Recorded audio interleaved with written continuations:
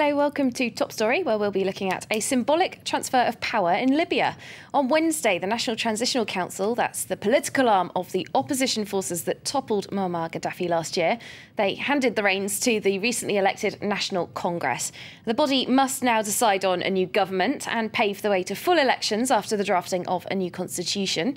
It's the first peaceful transition in Libya's modern history, and it comes after a landmark election. But the future remains uncertain. Armed groups continue to roam free, security shaky, society divided, and the country's new rulers face the daunting task of rebuilding in the wake of war. Here to take stock of it all is Chris Moore from our International Affairs Desk. Hi there, Chris. Hello.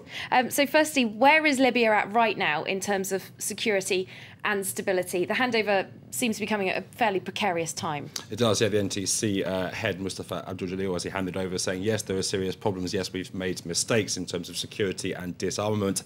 By way of an illustration, there was a car bombing this week in Tripoli. We've seen various explosions in the eastern city of Benghazi, the Red Cross shutting up their operation there, and in Misrata after an attack on their compound. What we're seeing, I think, really is the divisions which were evident during the uprising against Colonel Gaddafi being played out after his fall. It's a huge country divided into these quite distinct three historical regions. In the west, for example, you've got the Berbers who want more autonomy, claim they were discriminated against under Gaddafi. The east has a fairly distinct identity. As many people there have been pushing for more autonomy, more independence. During that uprising, everybody was fighting against Gaddafi. Some people were fighting for God, but I think most people really were fighting for something a bit more complex, their kind of tribal and even town identities. A lot of these rebel brigades centred on towns. Since Gaddafi fell, they've gone home, but they haven't laid down their arms, and it's people like that who are really kind of administering justice, police, security on a town-by-town basis at the moment. OK, yeah, it's well known, isn't it, that Libya, there's arms and weapons absolutely everywhere. Given that situation, is Libya perhaps more of a danger to other countries than it is to itself? Well, it's certainly true that reporting on the conflict last year, one of the things that you see quite often was the minute the rebels took an area or a town, they would go to the local arms depot, very well stocked, usually under Colonel Gaddafi, and enjoy themselves emptying it. Some of those weapons, of course, were turned on the colonel's forces.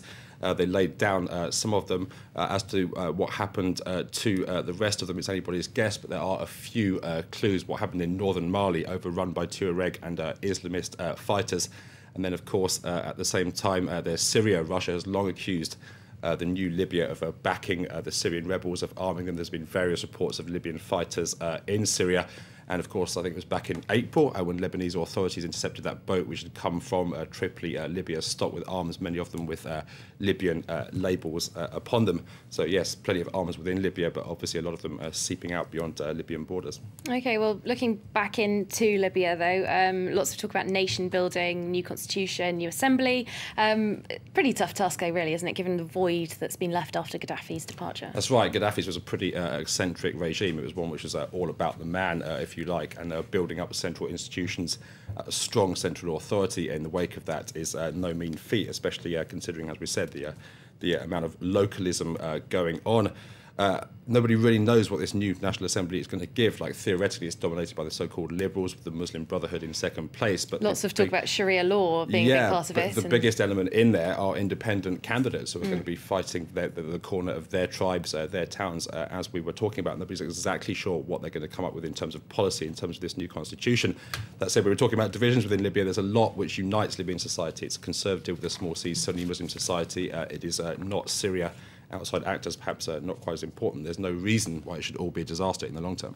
OK, well, definitely the start of a new era at the very least. Thanks very much, Chris Moore, from our International Affairs Desk, with the morning's top story here on France 24. Do stay with us. Short break. Back with more news very shortly.